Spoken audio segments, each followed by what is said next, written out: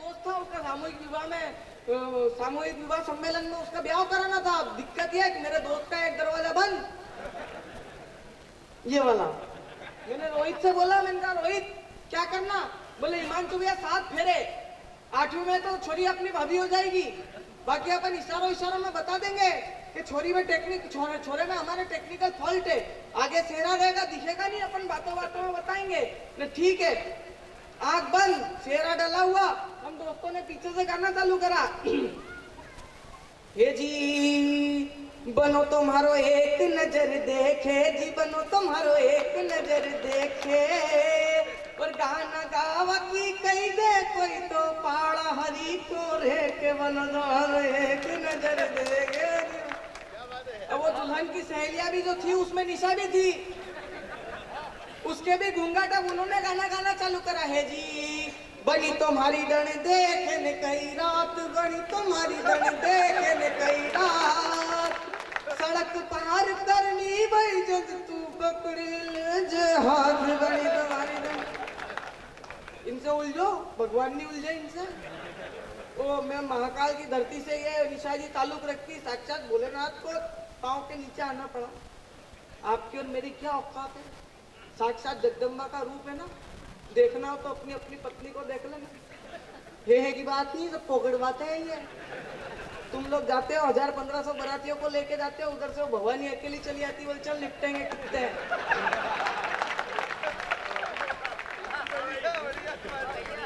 और पिताजी से मैं कंप्लेंट कर दूं, मैंने कहा तुमको मैं ही दिखता हूँ दिन भर, ये दीदी इतनी गलतियां करती, ये नहीं दिखती। मेरा बाप 250 साल पुराना डायलॉग मारता है, बोले छोड़ बेटा एक ना एक दिन पराए घर जाएगी, छोड़ बेटा एक ना एक दिन पराए घर जाएगी।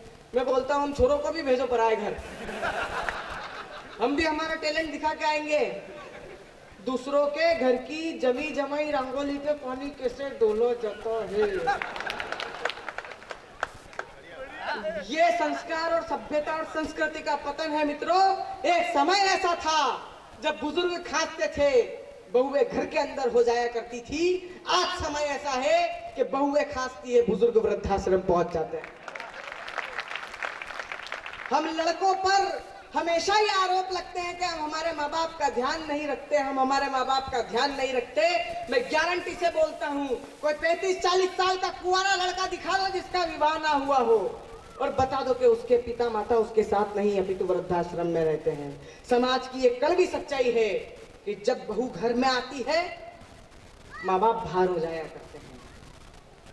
मैं उन सभी बच्चियों से निवेदन करना चाहता हूँ, माताओं से निवेदन करना चाहता हूँ कि अपनी बच्चियों को भी वो संस्कार दे कि अगर बच्ची अपने ससुराल में जाकर अपने सास ससुर को ही अपना माँ बाप बना ले और अपने माँ बाप जैसी ही उनकी सेवा करे, इस देश के वृद्धाश्रम 3 साल से ज्यादा में बंद हो जाएंगे, मैं गारंटी दे रहा हूँ।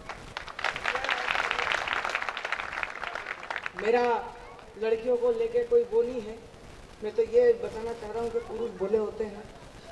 और जितनी माताएं बहनें हैं, मैं बताना चाह रहा हूँ इस पुनीत पावन मंच से, आदरणीय विष्णु प्रसाद जी काबरा साहब यहाँ पर बैठे हुए हैं।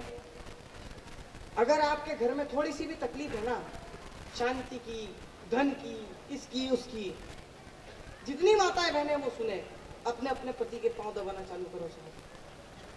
है की बात नहीं है माताएं बहनें, मैं आपको उसका लीगल, साइंटिफिक और ज्योतिषिक प्रभाव देना चाहता हूँ। स्त्री जो होती है उनकी अग्र पिंडी में शुक्र का वास होता है और पुरुष की इस पिंडी में शनि का वास होता है। तो जब शुक्र और शनि की युक्ति होती है तो घर में लक्ष्मी आती है, घर में धन धान्य संपदा आती है। आपने हमेशा देखा होगा कि वैकुंठ में नाग के बिस्तर पर लेटे हुए भगवान श्री विष्णु के पांव हमेशा लक्ष्मी दबाती है, तो लक्ष्मी आती है। तो आप भी दबाओ, लक्ष्मी आएगी। और इससे ज्यादा ज्योतिषी परामर्श चाहिए तो मंच के नीचे उतर के मेरा नंबर लो, अपन अपॉइंटमेंट लेके दूसरी बार करेंगे। और मैं एक चीज और बताता हूँ, भाभी जी आपने बीच में बोला था ना, मैं आपको एक चीज और बताता हूँ कि अगर आपके पांव दबाने के बाद भी लक्ष्मी नहीं आ रही है तो आप ये मान के चलो कि आपके विष्णु के पांव कोई दूसरी रुक्मणी दबा रही है, तो लक्ष्मी।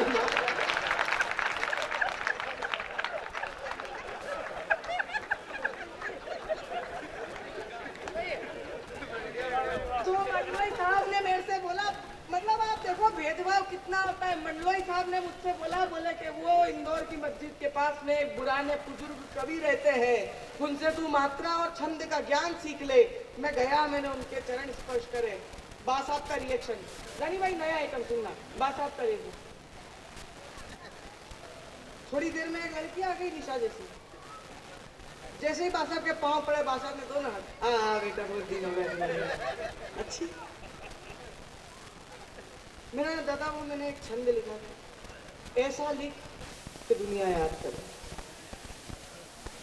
ऐसा लिख, मतलब बिल्कुल एक अंगल जैसा ढोकला, चेहरे पे कोई भाव भंगी मानी। अब आप छंद सुनना, जो मैंने दादा को सुना है, मतलब सुनना सुना तो छंद, मैं बहुत कम पढ़ता हूँ। बोला हाँ बेटा सुना। मैंने कहा दादा आप छंद सुनिए। हाँ सुना। तो भीष्म, आप देखना लड़के लड़की में भेदभाव न, भीष्म और द्रोण जैसे सदे हुए गुरुजन, पार्थ जैसा मीन चक्षुलक्ष्य बन जाइए। आप लोग भी छंद का आनंद लीजिएगा। अगर आपको ताली बजाई तो मेरे को लगेगा कि आपको छंद समझ ना आया। तीसरी लाइन गाने में नहीं आ रही है और चौथी लाइन तो बहर से ही खरीज है। अब वो लड़की, दादा मैंने भी कुछ लिखा है। हाँ हाँ बेटा सुना सुना। लड़की चालू हुई, छत पर उड़ रहे थे कुछ कबूतर। वाह बेटा वाह वाह, पहली लाइन में ही प्रकृति आ गई, बहुत बढ़िया। कुछ कबूतर, बहुत बढ़िया। 71 72 और 73, बावले आगे गिनती क्या आती नहीं, 74 75 और 76। दादा क्या लिखा है बेटा? ये जो तूने गणित और श्रृंगार मिलाया है ना, मैं बोल रहा हूँ आने वाले भविष्य में ये प्रयोग तेरे नाम से जाना जाएगा, तेरे नाम से। बहुत अच्छा लिखा है, बहुत बढ़िया, खूब आगे जा, खूब तरक्की कर। मैंने कहा दादा मैं, तू कुछ ऐसा लिख जिससे दुनिया तुझे याद करे। मेरा दिमाग खराब हुआ। मैं आधी रात को 1:30 बजे उसके दरवाजे पे लिख के आ गया कि ये बुढ़ा 1 नंबर का पकाऊ है और ये मकान बिकाऊ है, और नीचे वो डोकरे का नंबर। हर आधी घंटे में उसके पास मकान के सौदे के लिए फोन आ रहा है। दुनिया याद करे कि नहीं करे, वो डोकरा जरूर याद कर रहा है मेरे, ये क्या करके गया है। तो मित्रों मैं आपके बीच में आया, मुझे बहुत अच्छा लगा। पुनः आपको गणतंत्र दिवस की बधाई देता हूँ। हमारे बाद 2 कवि शेष हैं, आदरणीय रामेश्वर जी भालेराव। इनका और मेरा बहुत साथ रहा है, हम लोगों ने टीवी पर बहुत साथ में काम किया है। आप इनको सुनकर जाइए, अव्वल दर्जे के बेहतरीन कलाकार हैं। एक बार जोरदार तालियां बजाइए आप।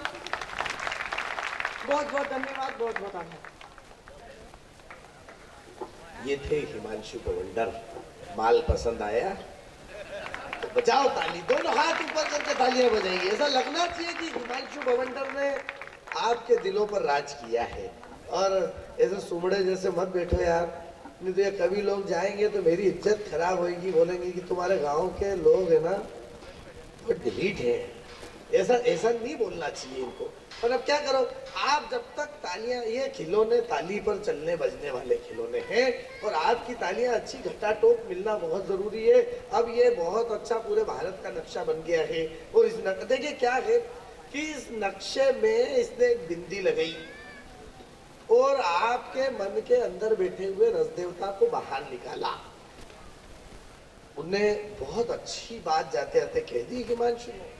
एक बात बता दो हिमांशु, आदरणीय विष्णु प्रसाद जी काबरा साहब के परिवार में भी यही संस्कार हैं।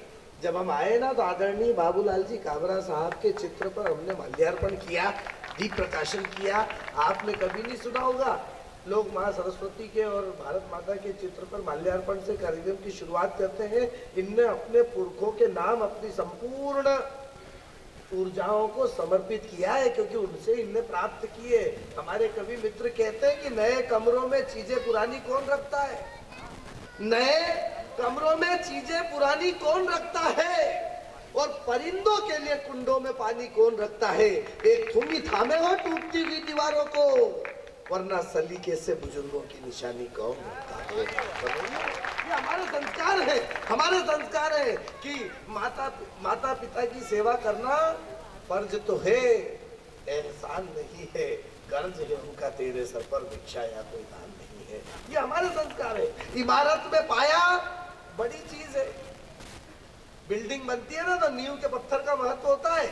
इमारत में पाया बड़ी चीज है, तिजारत में माया बड़ी चीज है। और दुनिया की सारी सियासतें छिन जाए तो क्या, सर पर मेरे बुजुर्गों का साया बड़ी चीज है। ये हमारे संस्कार है जिनको अभी तुम Vishnu Vishnu Subscribe now and press the bell icon.